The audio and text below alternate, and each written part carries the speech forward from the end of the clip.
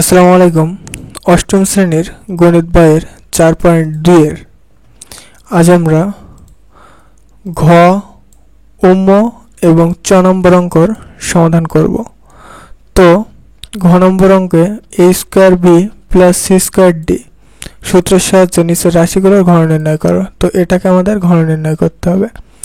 তো first of all আমরা a square b, এই যে স্কয়ার b রয়েছে এটাকে আমরা a ধরব সূত্রে ফেলানোর জন্য, এবং এখানে যে c স্কয়ার d রয়েছে এটাকে আমরা b ধরব।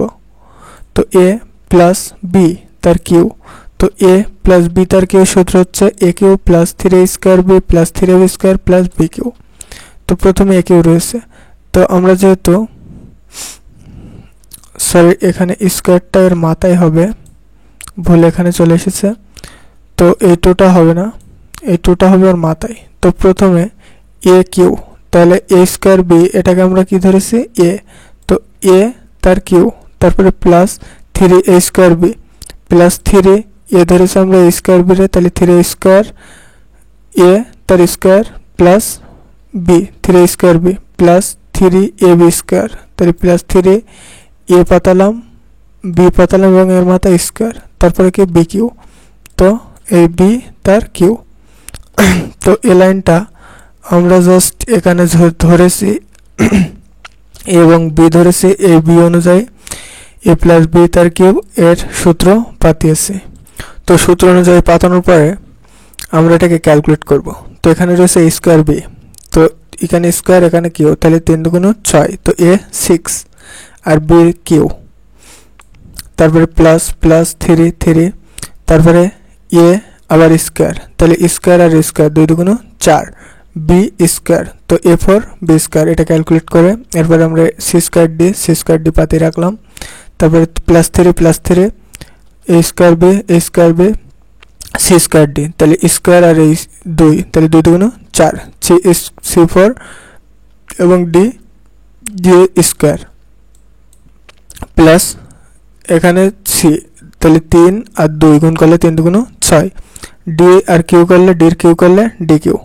তো এখানে জাস্ট ব্র্যাকেটে যেগুলো ছিল সেগুলো জাস্ট ভাঙানো হয়েছে।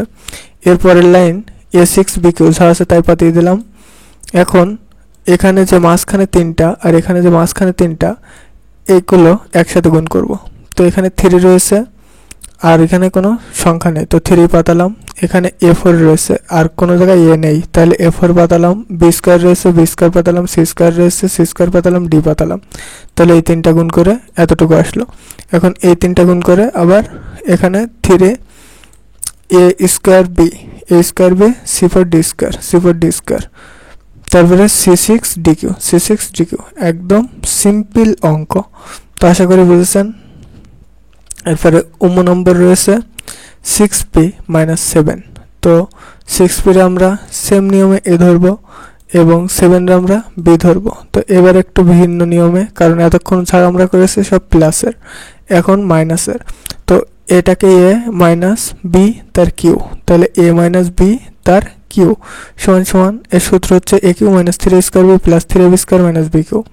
তাহলে a কিউ এ ধরেছে আমরা কি 6p রে, তাহলে 6p তার কিউ, তারপরে minus 3a square b minus 3 এ ধরেছে কাকে 6p, তাহলে 3a স্কয়ার, তারপর b ধরেছে 7 রে 3a square b plus 3a b square plus 3 এ ধরেছে আমরা 6p রে 6p পাতালাম b স্কয়ার, তো b ধরেছে 7 রে 7 এর square minus b cube, minus পাতালাম b এর মান কত 7 তার কিউ।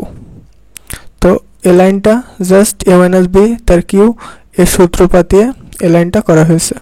তো নেক্সট লাইন 6 রে আমরা কি করব কিউ করব, 6p রে কিউ করব। তো প্রথমে 6 রে যদি আমরা কিউ করি তাহলে আমরা জানি যার মাথায় কিউ থাকে সেটা 3 বার গুণ হয়, তো 6 এর মাথায় যেহেতু কিউ রয়েছে তাহলে 6 3 বার গুণ, তো 6 × 36 আর 36 আর 6 যদি আমরা গুণ করি তাহলে আসে 36 × 6 216, তো 216 আর p আর কিউ গুণ করলে p কিউ মাইনাস 3 পাতালাম 6p স্কয়ার, তাহলে 6 যদি স্কয়ার করে তাহলে 6 36 পাতালাম, তারপরে p স্কয়ার করলে p স্কয়ার গুণ 7 যা আছে তাই প্লাস 3 গুণ 6p, এখন 7 স্কয়ার করলে 7 7 49, 7 কিউ করলে 49, অর্থাৎ 7 3 বার গুণ, 7 গুণ 7 গুণ 7, তাহলে 7 যদি আমরা 3 বার গুণ করি তাহলে 7 7 49, 7 গুণ 7 সমান 49 গুণ 7 343। এখন নেক্সট লাইন 216p কেউ পাতালাম। এখন আমাদের এই যে -3a স্কয়ার বি রয়েছে এটাকে টোটাল গুণ করতে হবে। তো 3 আর 36 যদি আমরা গুণ করি, 3 36 এবং 7 আমরা গুণ করি, তাহলে 3 36 আর 7 যদি আমরা গুণ করি, 3 গুণ 36 গুণ 7 সমান 756। তো 756 আসলে এখানে আর সিম্পল সংখ্যা রয়েছে পি স্কয়ার, তো পি স্কয়ার পাতালাম, তারপর প্লাস প্লাস পাতালাম। এখন আবার এই তিনটারে একসাথে গুণ করতে হবে। তো এই অঙ্কর মূল অঙ্ক হচ্ছে এটাই, যে এখান থেকে এতটুকু গুণ আর এখান থেকে এতটুকু গুণ, তো এই প্লাস আর এই মাইনাস এর মাঝখানের 3টা গুণ এবং এই প্লাস আর এই মাইনাস এর মাঝখানের 3টা গুণ। তো 3 আর 6 আর 49 যদি আমরা গুণ করি, 3 গুণ 6 গুণ 49 সমান 882। তো 882 পাতালাম, আর এখানে সিম্পল সংখ্যা রয়েছে পি পাতালাম এবং 343 যা আছে তাই। তো এটাই হচ্ছে সলিউশন 6p - q এর ঘন। তো এরপরে 4 নম্বর অঙ্ক বলা হয়েছে ax - by এর ঘন নির্ণয় করতে হবে। তো সেই সিম্পল নিয়ম, এর আমরা ax রে আমরা a ধরব এবং by রে আমরা b ধরব। তো ax রে আমরা যদি a ধরি এবং by রে যদি আমরা b ধরি, তাহলে a - b তার q। তো a - b তার q এর সূত্র কি? aq - 3a square b plus 3ab square minus bq। তো প্রথমে যেহেতু aq a ধরেছি আমরা x রে, তাহলে ax তার q minus 3a square b minus 3 a যেহেতু আমরা x রে ধরেছি তাহলে a স্কয়ার, b ধরেছে by রে তাহলে by, তাহলে -3a স্কয়ার b। তো এতটুকু কমপ্লিট হয়ে গেল। এবার plus 3ab square plus 3a ধরেছে আমরা কি x রে, তাহলে 3a, b ধরেছে আমরা by রে, তাহলে 3a b square minus b ধরেছে আমরা by রে, তো bq, তাহলে by তার q। তো এটা জাস্ট সূত্র। এরপরে আমরা ক্যালকুলেশন করব। তো a রে q করলে aq, x রে q করলে xq, তো aq xq -3 পাতালাম। a রে স্কয়ার করলে a স্কয়ার, x রে স্কয়ার করলে x স্কয়ার, তো a স্কয়ার x স্কয়ার, তারপরে by যা আছে তাই প্লাস 3 হবে, তারপরে x b আর y রে যদি আমরা স্কয়ার করি তাহলে b square y square minus bq yq। তাহলে হচ্ছে কি aq xq। এবার আমরা এই তিনটা গুণ করব, অর্থাৎ এই মাইনাস আর এই প্লাস এর ভিতরে যে তিনটা গুণ রয়েছে এই তিনটা গুণ করব, তাহলে 3a square x square by 3a square x square by।